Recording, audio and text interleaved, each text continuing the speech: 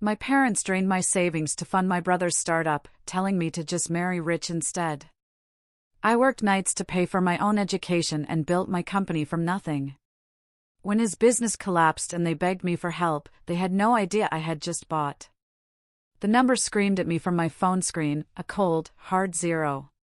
My entire life savings, every single penny I'd ever worked for, just gone. My hands started shaking so hard I could barely scroll through the transaction history, landing on a single, massive withdrawal. That's when the truly sickening truth hit me. My own parents, Lucille Ward and Frank Ward, had stolen every last cent to fund my brother Adrian's latest brilliant startup. "Oh, darling, it's only temporary." My mother's voice dripped with that familiar, saccharine condescension, like we were discussing the weather. She perched on our plush living room sofa, sipping her afternoon tea as if she hadn't just orchestrated the financial ruin of her own daughter. "Adrian's company, Sinkerwave, needs the capital right now. He'll pay it back once it takes off." My jaw was clenched so tight I thought my teeth might crack. "You had no right," I managed to choke out. "That was my money. I worked 3 jobs through college for that savings." She waved a dismissive hand, the kind of gesture that always made my blood boil. "Oh, please. You're smart enough to find a rich husband. That's a much better investment than whatever little nest egg you were building."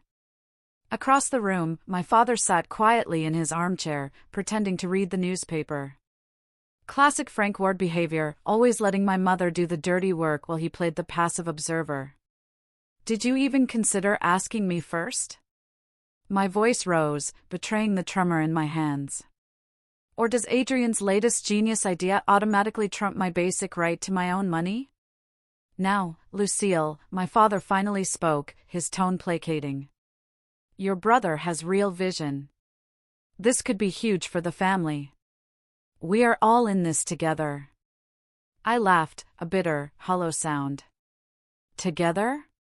Like when Adrian crashed his 3rd car and you bought him a new one while I had to take the bus to my minimum wage job? Or when you spent my college fund on his failed record label?" "That's different," my mother snapped, her teacup rattling in its saucer. "Adrian has entrepreneurial spirit. You've always been practical, safe, better suited for supporting roles." The words hit me like physical blows, but they weren't new. I'd heard variations of this my entire life. Adrian was the star, the golden child, the one with potential. I was just there, the reliable daughter, the backup plan. "Where is he?" I asked quietly, my voice eerily calm now. "Where's Adrian right now?" My mother's face brightened immediately. "He's in Aspen, meeting potential investors, making real connections. You should see the presentation deck he put together, it's absolutely, stop." I held up my hand, cutting her off. "Just stop. I want my money back. Now. Don't be difficult, Lucille. This is family. Family." I walked to the massive fireplace, staring at the photos arranged on the mantel. Adrian's graduation. Adrian's startup launch party. Adrian. Adrian. Adrian. Funny how family only mattered when they needed something from me. My father cleared his throat. "Your mother's right. Think of the bigger picture. Once Sinkerwave takes off, asterisk if asterisk," I corrected, turning to face them both. "If it takes off. And if it doesn't, what then?" "It will," my mother said firmly. "Adrian knows what he's doing." "When will I get my money back?" They exchanged a look I knew too well, the one that meant they were about to string me along. My mother set down her teacup. "Well, darling, these things take time. Perhaps 6 months, a year at most." "A year?" My voice cracked. That was my down payment for an apartment, my emergency fund, everything I'd saved since I was 16. "Oh, please." My mother rolled her eyes. "You can stay here as long as you need. We've always said that." Though, honestly, at your age, you should be focused on finding a husband, not playing at independence. Something snapped inside me. Years of swallowed words, of buried resentment, burst through the dam of my patience. I walked to the stairs without another word. "Where are you going?" my mother called after me, her voice tinged with annoyance. "To pack." "Don't be dramatic, Lucille." I threw clothes into my suitcase with shaking hands, grabbed my laptop and essential documents. 10 minutes later, I walked back downstairs with everything I owned in 2 bags. "This is childish," my mother scoffed. "Where will you even go?" I paused at the door, looking back at them one last time. My father still hadn't moved from his chair. My mother stood with her arms crossed, more annoyed than concerned. "You know what's funny?" I said quietly. "You're so convinced Adrian's the smart one. You never bothered to notice I graduated top of my class, that I've been developing my own software for 2 years, that I'm actually good at what I do." "Lucille," my father started, finally stirring. "Keep the money," I cut him off. "Consider it the last thing you'll ever take from me." I walked out into the cool evening air, got into my car, and drove away from the house I grew up in. My hands had stopped shaking. For the first time in my life, I felt completely clear about what I needed to do. They wanted me to find a rich husband. Fine. I'd make myself rich instead. Another double shot, Lucille? Marco slid the espresso across the cafe counter before I could even answer. 6 months into my new life, and he already knew my schedule better than I did. "You're a lifesaver." I grabbed the cup and hurried to my usual corner table where my laptop waited. 3 hours until my shift at the tech support center started. Just enough time to work on my project. My phone buzzed. Mom again. 7th call this week. I silenced it without looking at the screen and pulled up my code. "Girl, you look like death warmed over." Freya dropped into the chair across from me, her marketing textbooks thudding onto the table. "When's the last time you slept?" "Sleep is for people who haven't had their life savings stolen," I muttered, taking another sip of espresso. "Have you seen this?" Freya thrust her tablet in front of my face. On the screen was a glossy photo of Adrian in a designer suit, standing in front of Synchrowave's new downtown office. The headline read, "Tech rising star Adrian Ward revolutionizes data management." "That's my money he's wearing," I said, pushing the tablet away. "And his revolutionary idea is basically just a prettier version of existing software." "Show me what you're working on instead," Freya said, scooting her chair around to my side. I turned my laptop toward her, displaying lines of code and wireframe mockups. It's an AI-driven data visualization tool. But instead of just pretty graphics, it actually learns from user behavior to predict and suggest optimal data patterns. "See these algorithms here? English, please." Freya interrupted with a laugh. "Marketing major, remember? It makes big data actually useful for normal people," I simplified. "And it works. I just need time to perfect it." "And money," Freya added. Quietly. "Working on it." I pulled up my budget spreadsheet. Between my tech support job and weekend web development gigs, I was slowly rebuilding my savings. Very, very slowly. The cafe door chimed and I looked up to see my Aunt Athena walk in. She spotted us and made her way over, elegant as always in her business suit. "Ladies," she greeted, sitting down. "How's my favorite goddaughter?" "I'm your only goddaughter," I reminded her. "Details." She waved her hand dismissively, the same gesture as my mother, but somehow warmer. "I saw the article about Adrian. Join the club. I also saw your prototype demo." She raised an eyebrow at my surprised look. "I still have contacts in the tech sector, dear. Your idea has potential. Real potential. Too bad potential doesn't pay for development costs," I sighed. Athena pulled out a business card and slid it across the table. There's a tech incubator accepting applications next month. The director owes me a favor, but she held up a finger as I reached for the card. Your mother can't know I'm helping you. Felicity would never forgive me for enabling your rebellion. You mean my attempt at independence? I took the card, studying the embossed logo. Same thing in her world.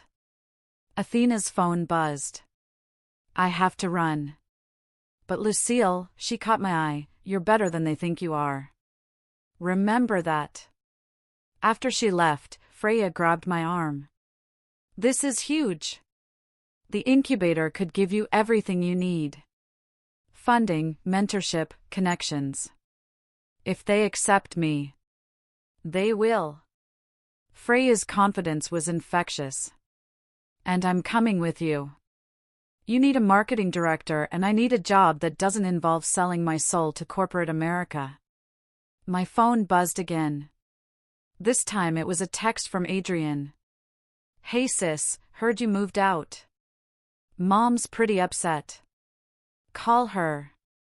I showed Freya the message. First time he's contacted me in 6 months. Ignore him, she said firmly. Focus on the incubator application. This is your chance. I looked at my code, then at Adrian's text, then at the incubator's card. 6 months of working double shifts, sleeping on Freya's couch, and coding until my eyes burned. 6 months of ignored calls and swallowed pride. You know what? I started typing furiously. I'm going to do more than apply. I'm going to build something so good they can't ignore it. That's my girl. Freya high-fived me. Operation Revenge Success is officially launched. Don't call it that, I laughed, but my fingers kept moving across the keyboard, lines of code flowing faster now. The prototype was good, but it could be better. I would make it better. My phone buzzed one final time. A text from Athena. The director wants to meet next week. Don't tell your mother. I smiled and kept coding. They wanted me to marry Rich. I had a better idea. I was going to build my own empire instead. The charity gala buzzed with Silicon Valley's elite, all designer dresses and practiced laughs. I adjusted my simple black dress, the nicest thing I could afford, and tried to look like I belonged. After 18 months of grinding, Sparklands was finally launching. And these people were potential clients.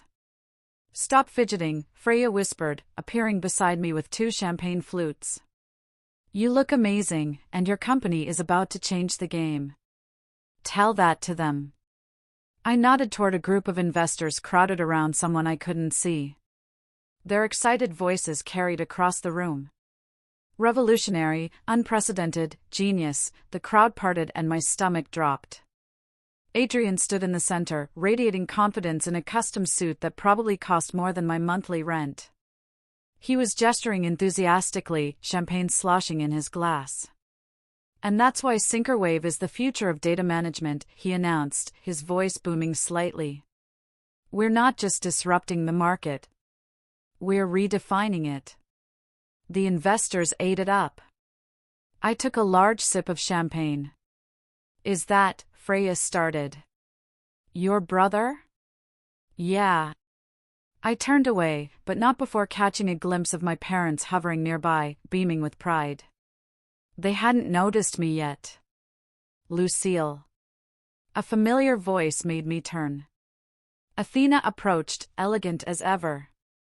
I didn't expect to see you here. Sparklands got an invitation after the incubator showcase, I explained. I couldn't exactly say no. Good.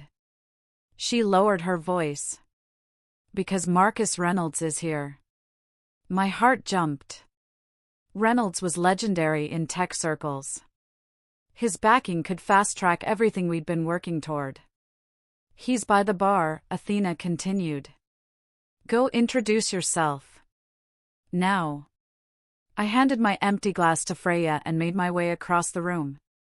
But before I could reach the bar, a familiar figure stepped into my path. "Excuse me, miss, but, wait." Adrian squinted at me. "Lucille, is that you?" The fact that he had to double-check my identity said everything about our relationship. "Hello, Adrian." I kept my voice neutral. "Congratulations on your success."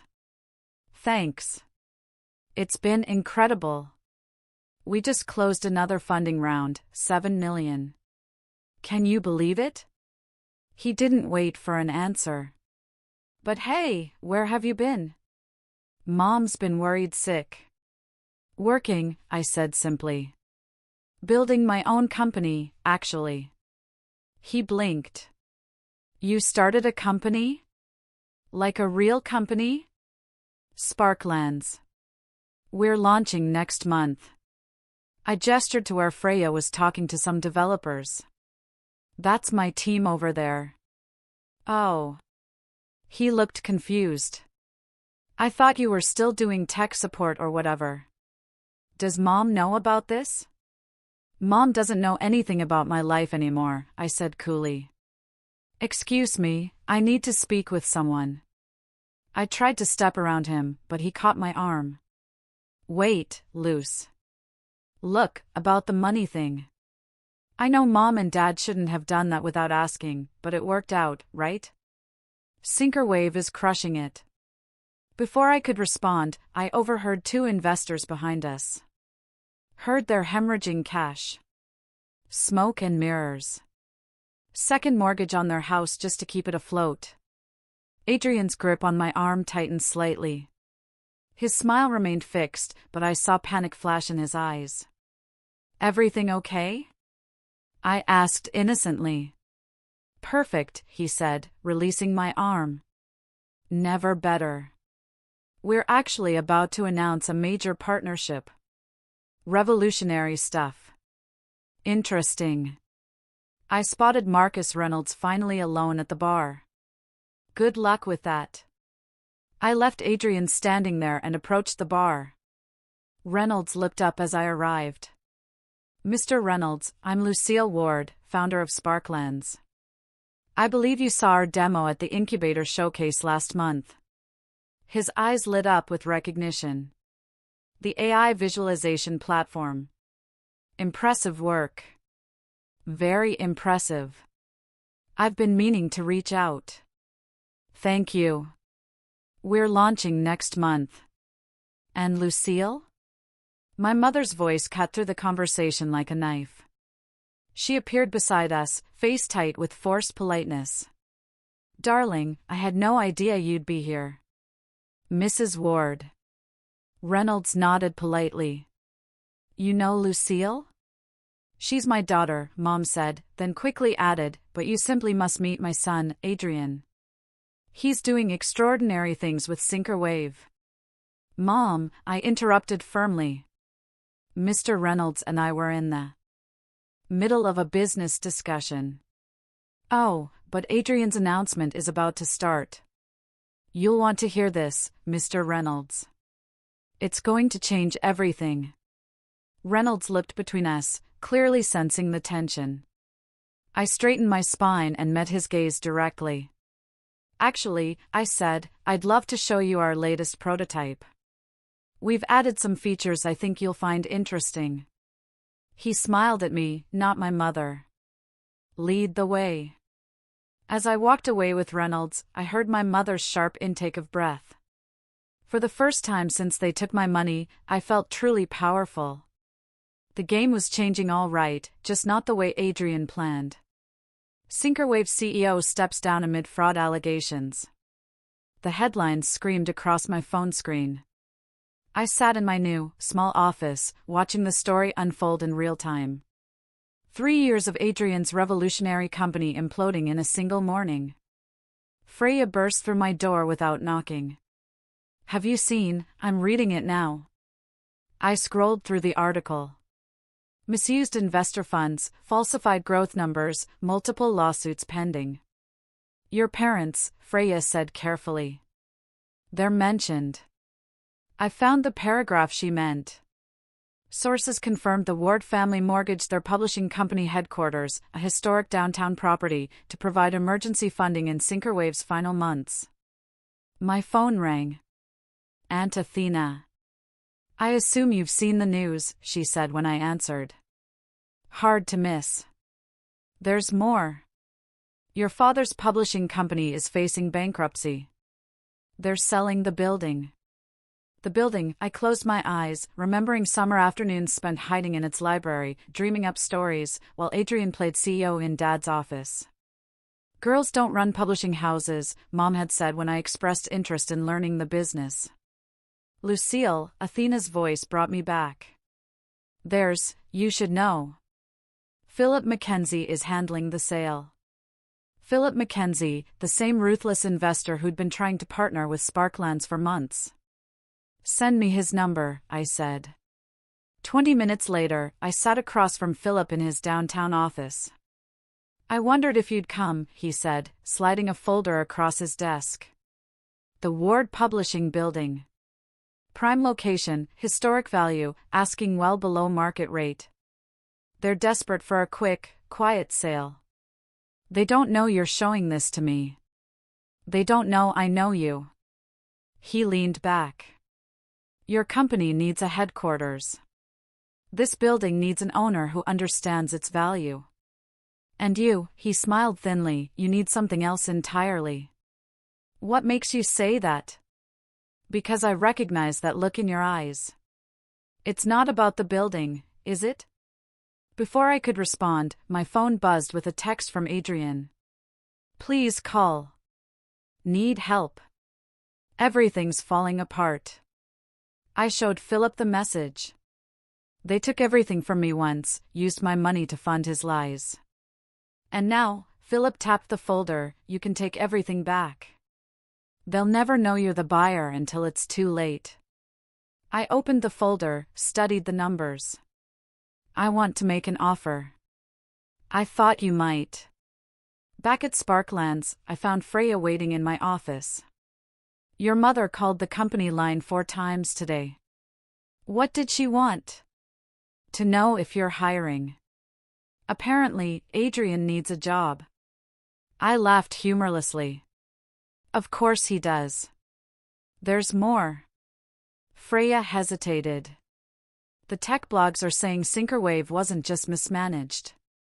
They're saying Adrian was gambling with company funds, casino trips disguised as business meetings, huge losses covered up with fake projections. My phone buzzed again. A message from my father. Please call. Your mother's not handling this well. We need family now more than ever.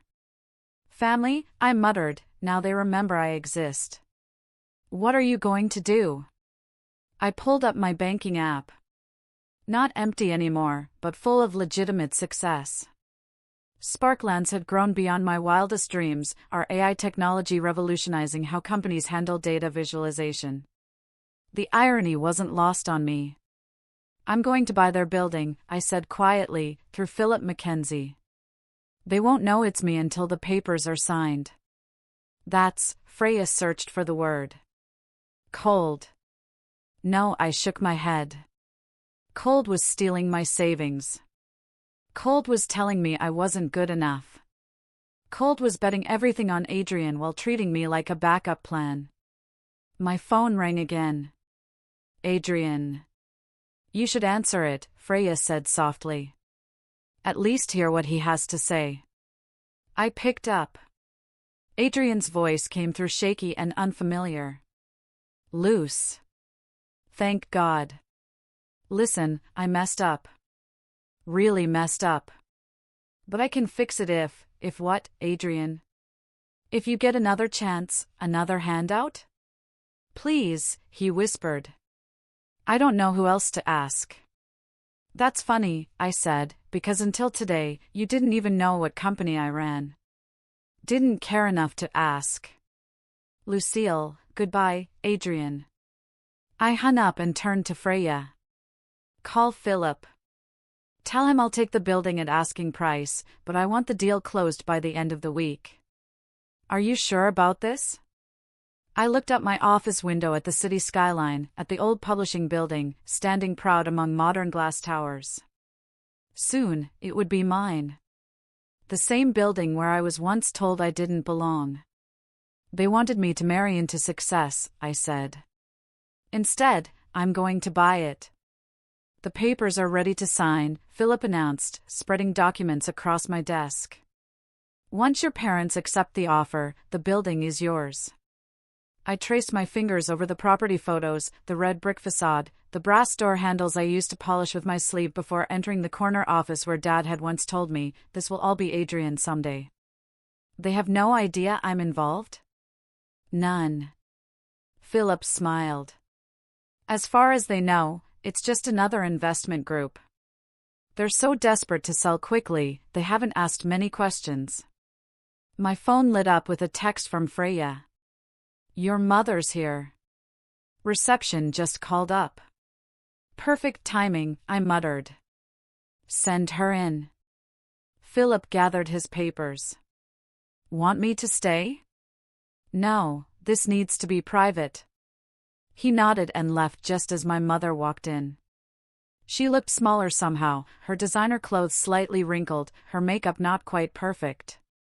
Lucille. She stopped short, taking in my executive office. This is unexpected. I gestured to a chair. Sit down, Mom. She perched on the edge of the seat, clutching her handbag like a shield. I've been trying to reach you. I know, your father and I, she swallowed hard. We need help. Alone, just until we can sort everything out, define everything. The legal fees are overwhelming, and with the building sale pending, she tried to smile. But you're doing so well here, obviously. I had no idea. That's because you never asked. She flinched. Darling, I know we've had our differences. Differences? I laughed, a sharp, humorless sound. You stole my life savings. You told me my only value was in finding a rich husband. You backed Adrian's lies until there was nothing left to lose. He's your brother, and I'm your daughter. I pulled out a folder, not Philip's, but one containing bank statements from 3 years ago. Remember this? The day you drained my account? She looked away. You were trying to help Adrian achieve his dreams while crushing mine. I closed the folder. How much do you need? Hope flickered across her face. 200,000. Just to keep the creditors at bay until the building sells. I opened my laptop, pulled up a document. I have some paperwork for you first. Of course, of course. She reached for her reading glasses. What is it? A loan agreement, with some conditions. She started reading, then stopped. This says we have to provide full financial records, bank statements, property documents, everything. But why would you need? Because I want to see exactly how much you gave Adrian. Every dollar, every secret mortgage, every hidden withdrawal.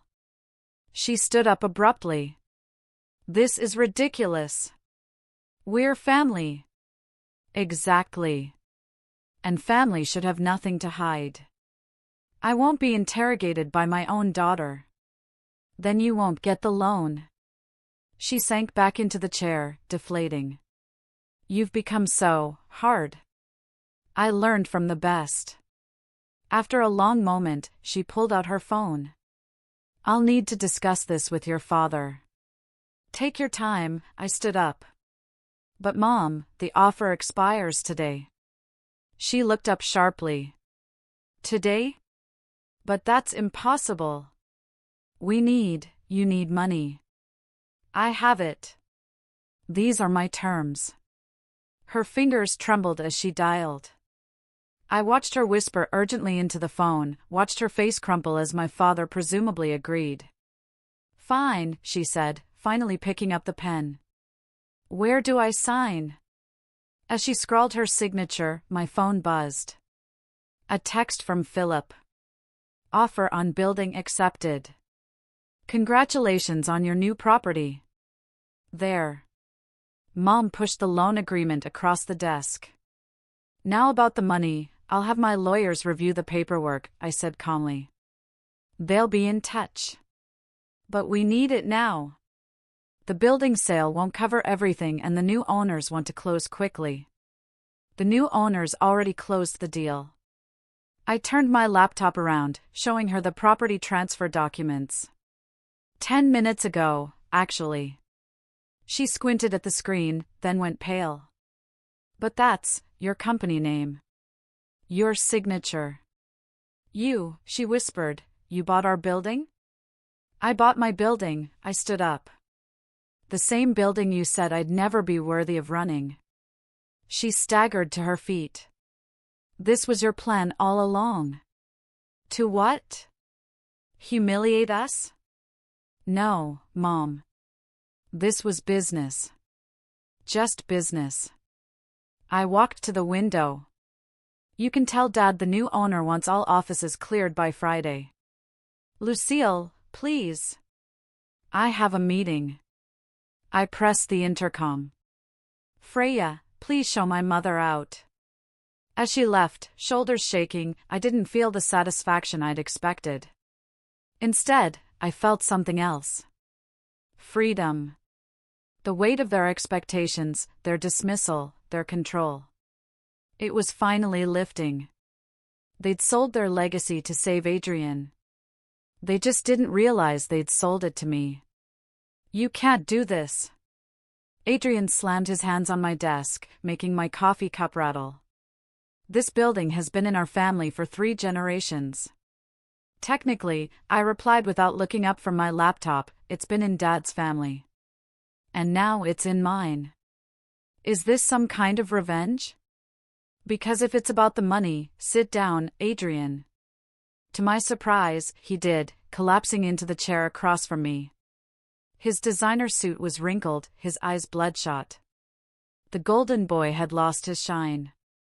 I can fix everything, he said, running his hands through his disheveled hair. I just need time. And maybe a small investment. I finally looked at him. You mean like the investment you took from my savings account? That was Mom and Dad's decision. And the casino trips, the fake investor reports, were those their decisions, too? He paled. How did you? I have access to all Sinkerwave's financial records now. I pulled out a thick folder. Part of the loan agreement Mom signed yesterday. Interesting reading. You had no right. I had every right. I opened the folder. Vegas, Atlantic City, private poker games, all logged as investor meetings. Very creative accounting. Those were legitimate business expenses. Really? I turned the folder around. Should we call the SEC and verify that? His face crumpled. Are you threatening me? No, Adrian. I'm showing you reality. Something Mom and Dad never did. They believed in me. They enabled you, I corrected. And now they're losing everything because of it. He stood up again, pacing. I'll sue you. For emotional damages. For stealing our family legacy. I pressed a button on my phone. Freya, bring in the other folder. Freya appeared moments later with another stack of documents. I spread them across the desk. Bank statements showing where my stolen money went. Casino receipts. Falsified company reports in your handwriting. Emails to investors with inflated numbers. I looked up at his increasingly pale face. Still want to talk about lawsuits? He slumped back into the chair. What do you want? Nothing. Everyone wants something. No, Adrian. I already have everything I want. I gestured around the office, his father's old office, the building, the success, the validation. You're tearing this family apart. The words echoed in the quiet office. I thought of all the family dinners where my achievements went unmentioned. All the times I was told to be more like Adrian. All the dreams I was told to suppress. No, I said quietly. You did that. You and Mom and Dad. I'm just the one who stopped pretending it wasn't broken. Please, he whispered. I need help. Real help this time.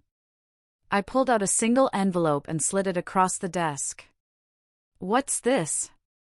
A job offer. He opened it, then looked up in disbelief. The mailroom? You're offering me a job in the mailroom? Entry-level position. Fair salary. Real work. This is a joke. This is an opportunity, I leaned forward. Something you've never actually had before. A chance to earn something instead of taking it. I won't work for my little sister.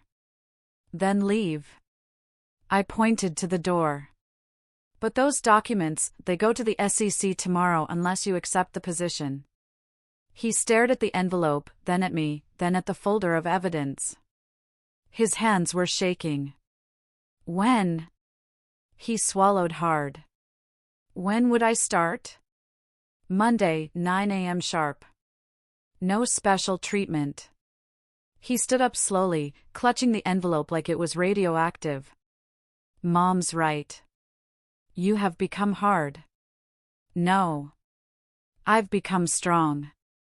There's a difference. As he reached the door, he turned back. Did you hate me this whole time? I never hated you, Adrian. I hated what they turned you into. What they wouldn't let me be. After he left, Freya came in and perched on the edge of my desk. The mail room, really? Everyone should learn the value of working their way up. And the SEC documents are ready to file if he steps out of line. I looked out the window at the city skyline. But I don't think he will. He's finally scared of something real. You know your mom's going to lose it when she finds out. Probably. I picked up my coffee cup. But for the first time in my life, I don't care what she thinks. Freya smiled. The Queen is dead. Long live. The Queen. Not a queen, I corrected her. Just a woman who finally stopped asking for permission to succeed. The afternoon sun streamed through the windows, warming the office that had once been forbidden to me. Sometimes the best revenge isn't destruction, it's reconstruction. Building something new from the ashes of what they tried to deny you. Local tech prodigy acquires historic publishing house. The headline blared across my tablet. Below it, a photo of me standing in front of the renovated building, Sparkland's sleek logo gleaming above the entrance. Your mother's on line 3, my assistant called through the intercom. And Entertainment Weekly wants a comment on her interview. Send me the article first. Moments later, the magazine piece appeared in my inbox. The headline made me wince. Mother of tech CEO speaks out, my daughter's success came at a heavy price. You've been avoiding her calls for 3 days, Aunt Athena said, walking into my office unannounced. The interview is getting traction. Let me guess. She painted herself as the victim. See for yourself. Athena picked up my tablet and read aloud.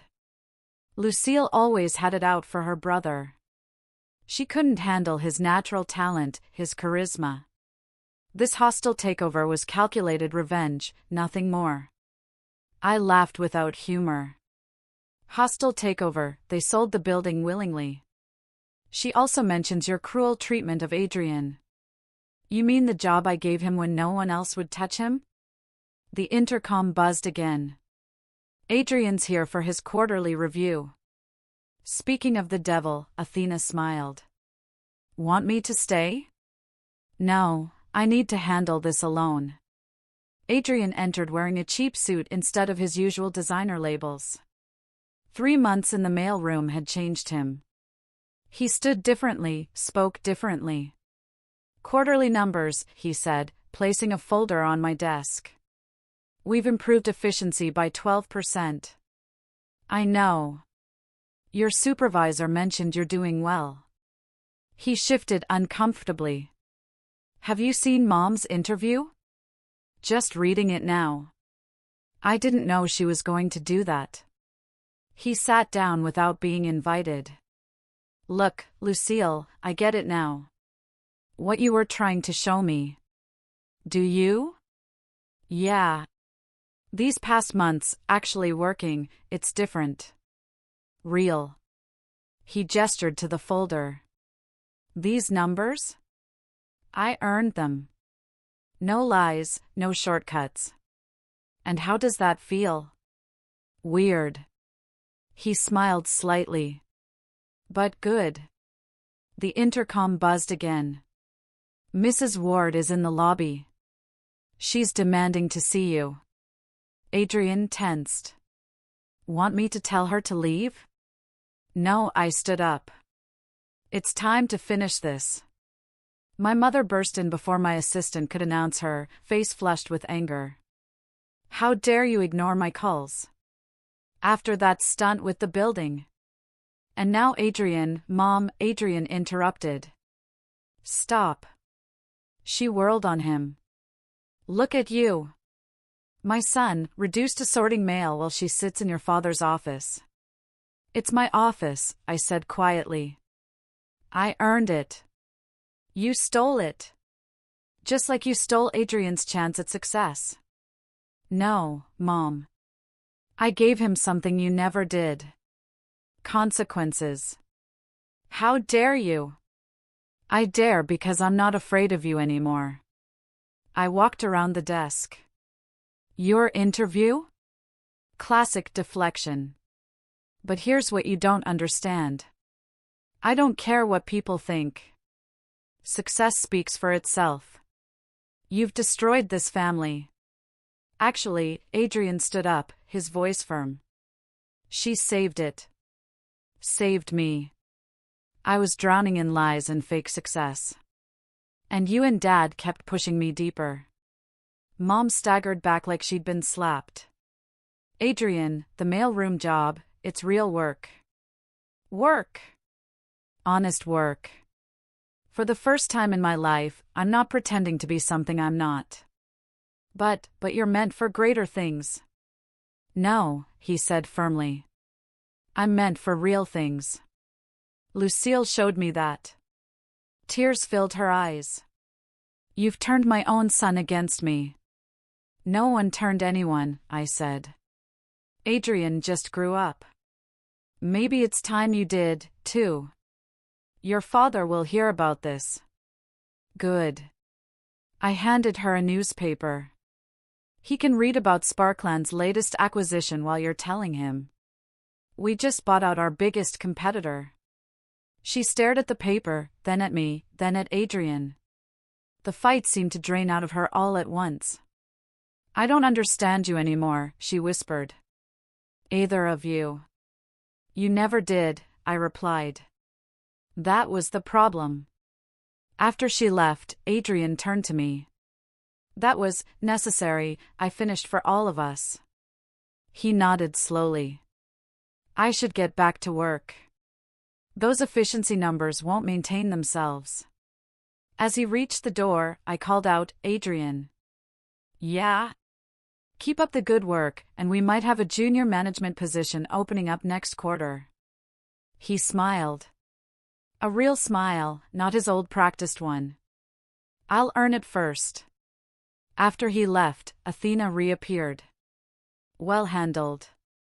It doesn't feel like victory, I admitted. It feels like growth, she finished. Sometimes the hardest battles aren't won with revenge, but with truth.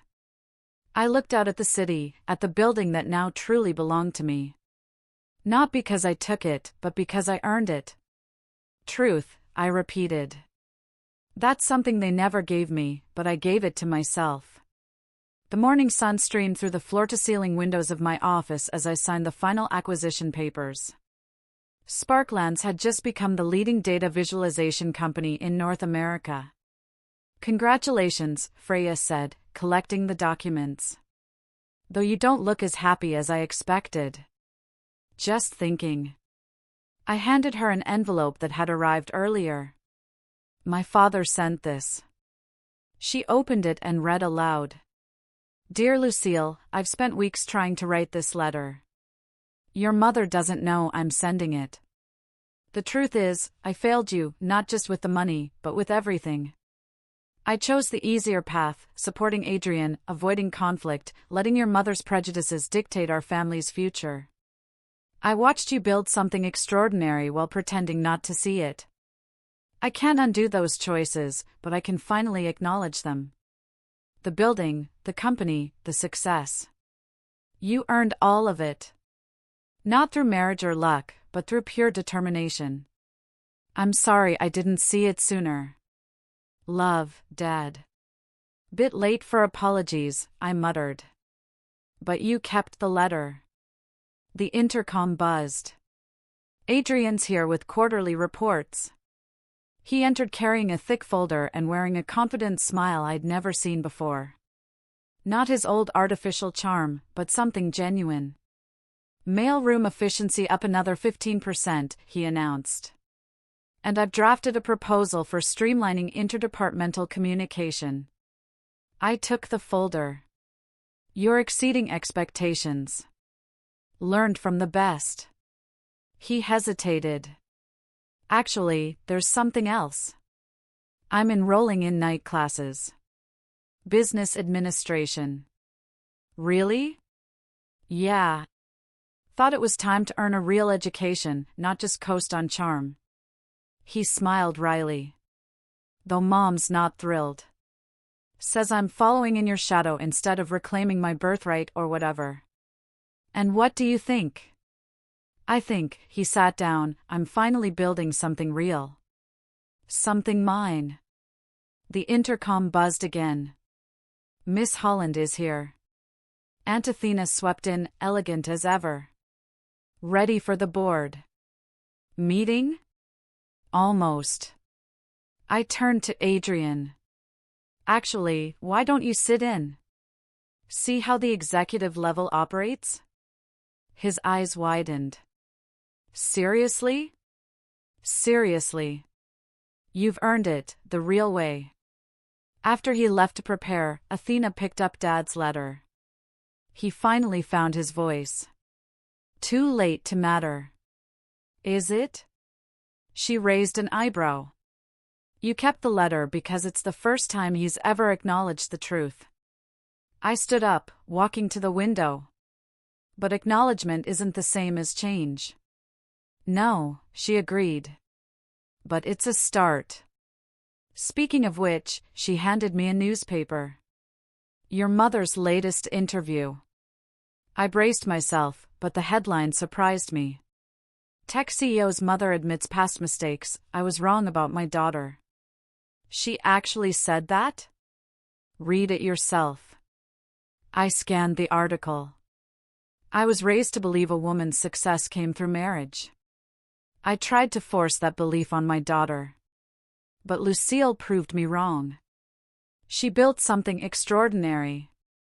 Not just despite our lack of support, but because of it. She turned our rejection into resilience. While I may not agree with all her choices, I cannot deny her achievements are entirely her own. Interesting timing, I said, putting down the paper. Maybe. Or maybe watching both her children succeed on their own terms finally opened her eyes. The intercom buzzed one final time. Board members are ready. I gathered my materials, then paused. You know what's funny? They always said I needed to marry rich to be successful. I smiled, touching the Sparklands logo on my presentation folder. And instead, I married my ambition. Turns out it was the most faithful partner I could have chosen. And the most rewarding, Athena added. Walking into the boardroom, I saw Adrian already seated, taking notes. Freya was setting up the presentation. My team, my real family, ready to help build something even bigger. I thought about Dad's letter, Mom's interview, Adrian's transformation. Their recognition didn't heal the past. But maybe it wasn't supposed to. Maybe the point wasn't forgiveness or reconciliation, but evolution. They had evolved. I had evolved. We had all become different people. Ready to begin? Freya asked. I looked around the room. My room. In my building. Surrounded by my success, not stolen, not inherited, not married into. Yes, I said, I'm ready. Because that's the thing about success built on your own terms. It doesn't need anyone's permission to shine. It doesn't need family approval or societal blessing. It just needs you, your determination, and the courage to prove everyone wrong. I opened my presentation and faced my board. Time to show them what else I could do.